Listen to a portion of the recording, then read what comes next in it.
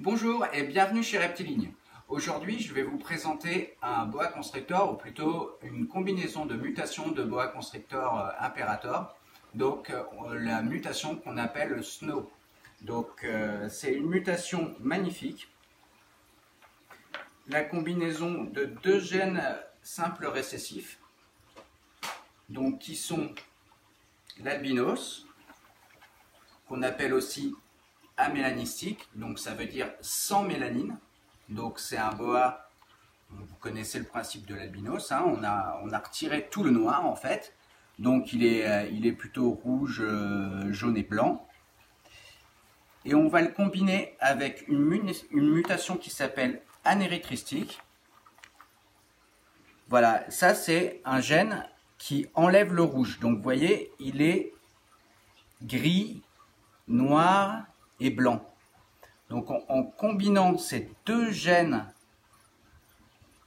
récessifs, on va obtenir un boa SNO, comme ceci. Donc vous voyez, c'est la combinaison du gène albinos et du gène anérythristique. Et ça donne ce magnifique boa à l'apparence complètement fantomatique. On voit une couleur lavande donc au niveau des taches du patron du dos et sur les côtés.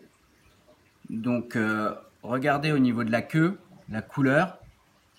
Donc elle est vraiment couleur lavande. Et le corps est plutôt jaune très clair. Et c'est des couleurs qui s'intensifient avec le temps. Donc pour produire un animal comme ça, c'est un long travail. Donc la première personne au monde qui a produit un boa SNO, c'est l'éleveur américain Peter Kahl, qui a été le premier aussi à sortir les boa constrictors albinos. Donc en 96, il a eu le premier boa SNO, le premier au monde. Donc pour arriver à ce résultat, qu'est-ce qu'il a fait? Il a pris un boa albinos, qu'il a reproduit avec un boa anérythristique, comme ceci.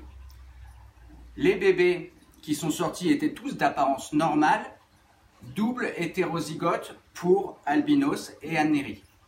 Donc ils étaient tous porteurs du gène albinos et du gène anérythristique. Ensuite, il a fait grandir ces bébés, donc il faut minimum 2 générations pour produire un boa SNO si on a de la chance. Donc il a fait grandir ces bébés et il les a reproduits ensemble. Et quand on reproduit deux boa constrictors double hétérozygote pour SNO, donc à la fois porteur d'albinos et d'anéry, on a une chance sur 16 d'avoir un bébé SNO dans la portée de boa. Donc vous voyez, c'est le fruit d'un long travail. Et c'est pour ça que vous voyez assez peu souvent ce boa, cette mutation en captivité, parce que c'est deux gènes récessifs à combiner, donc c'est toujours un peu long. Bon, maintenant on peut gagner du temps en ayant par exemple, évidemment, deux boa SNO. Là, si vous avez deux boa SNO ensemble, vous sortez que des animaux SNO. Mais vous pouvez aussi acheter des animaux comme celui-ci qui sont anérythristiques, porteurs du gène albinos. Donc là, vous aurez une proportion de SNO plus importante. Donc voilà, je voulais vous présenter cette combinaison qu'on ne voit pas si souvent en captivité. Et j'ai fait pas mal de recherches sur le net et tout. C'est vrai qu'on voit assez rarement d'articles ou d'informations sur le boa SNO. Donc c'est pour ça que je voulais vous le présenter en vidéo. Et donc on avait les ingrédients pour faire le SNO sous la main. Donc l'albinos, bon, celui-ci est en mu, hein, et puis ce jeune anérythristique qui est magnifique.